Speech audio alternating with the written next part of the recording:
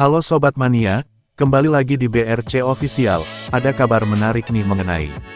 Sebelum jauh mengulas PSM Makassar, kita menyimak sejenak, logo klub kebanggaan Bugis Makassar ini. Ada gambar perahu pinisi di sana. Itu warisan tak benda intangible, budaya dan karya agung manusia Bugis Makassar. Cerdas, visioner, dan beradab. Bukan manusia Pabambangan Natolo. Pinisi dibuat para panrita lobi sedemikian rupa, bukan untuk bertambat, di dermaga pelabuhan tenang tanpa ombak. Akan tetapi dirancang untuk berlayar jauh. Lintas samudera, lautan, dan benua. Tangguh menghadapi tantangan, dan mengatasi dahsyatnya gelombang samudera. Seperti itu pula, karakter PSM Makassar. Ia ditakdirkan menyandang gelar juara, dan memikul sejarah. Seperti pula, ayam jantan, harus terus berkokok nyaring, menunjukkan jati dirinya. Meski finish di posisi ke-6, klasemen akhir kompetisi musim tahun 2024 sampai tahun 2025, pasukan Ramang tak perlu berkecil hati. Kinerja PSM tidaklah buruk amat. Belum sesuai harapan banyak fans adalah fakta. Tetapi ingat, musim sebelumnya, PSM malah terpuruk sampai di urutan 11. PSM kembali membuktikan sejarahnya. Melanjutkan tradisinya sebagai tim yang tak mau mempermalukan fansnya, karena jatuh terdegradasi. Tersingkir dari kasta tertinggi, sepak bola nasional, tidaklah. Sama seperti air laut, ada pasang dan waktu surut. Ingat, sebelum PSM mengangkat Piala Liga 1 tahun 2023, kondisinya malah memprihatinkan. Nyaris degradasi, tetapi Pinisi harus tetap berlayar. Mengangkut harapan besar, dan ekspektasi tinggi dari fansnya. Ketika harapan penumpang bersatu, kompak dengan seluruh awak kapal, maka Pinisi ini mampu menaklukkan samudera, yang bercuaca kurang bersahabat sekalipun. PSM mengangkat piala juaranya, di Parepare. Bukan di Makassar, tanah kelahirannya. Para fans berpesta, dari Parepare sampai Makassar, rindu fans akan juara, terpenuhi. Ditumpahkan di jalan-jalan, Makassar menjadi lautan merah. Stadion yang dijanjikan tinggal kenangan, dan wacana pejabat. Matoanging, kandang PSM yang angker bagi lawan, telah roboh tinggal cerita. Gemuruh penonton, mengiringi setiap gol, sudah senyap.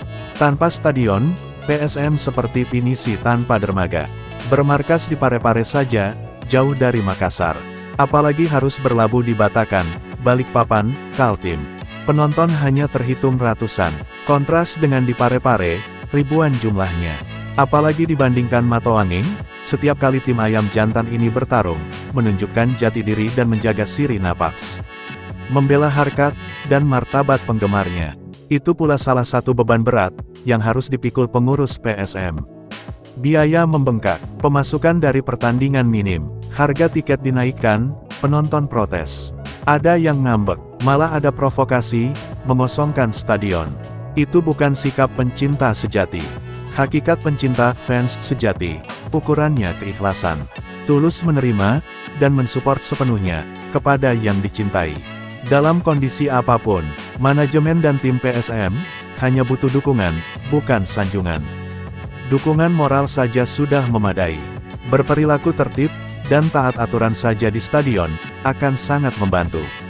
Penonton menyalakan flare, melepas petasan, melempar ke lapangan, bikin onar, justru menambah beban manajemen yang sudah berat. Apakah perilaku ini sejalan dengan cinta sejati kepada yang dicintai?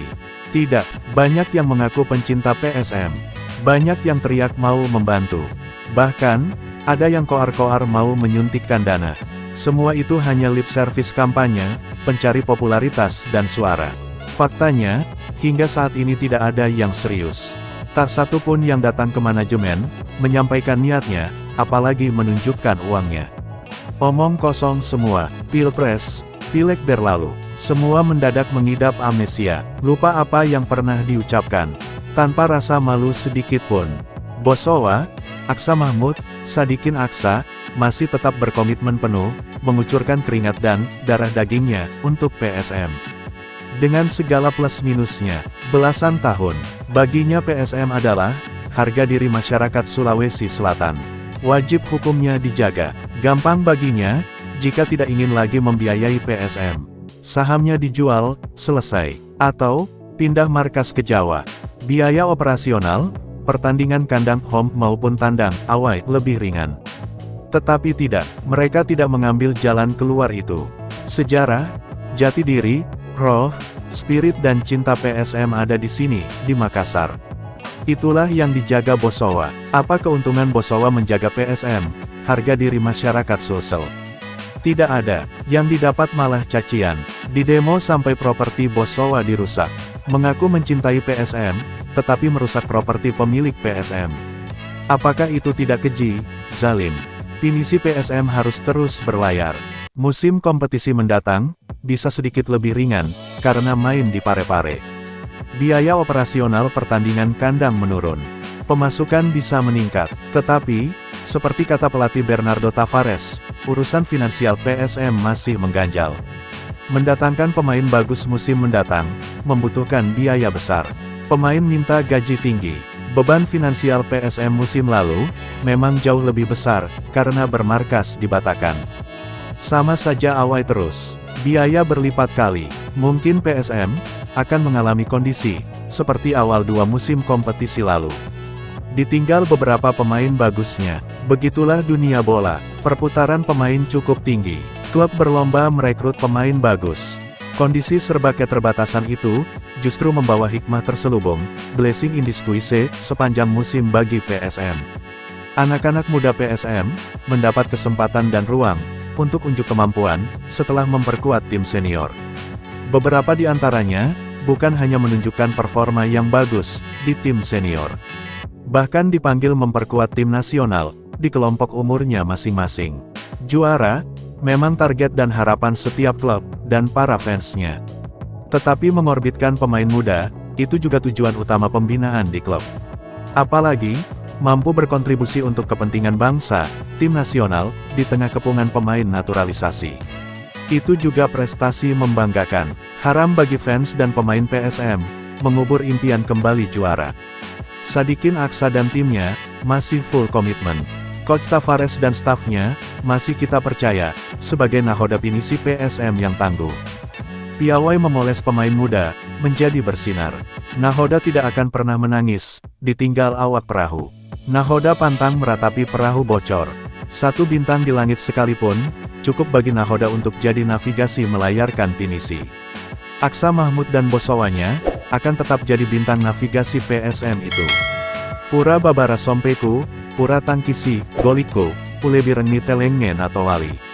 Nah itu dia sobat untuk update kabar hari ini. Bagaimana pendapat kalian sobat? Tulis pendapat kalian ya sobat, dan jangan lupa like, komen dan subscribe.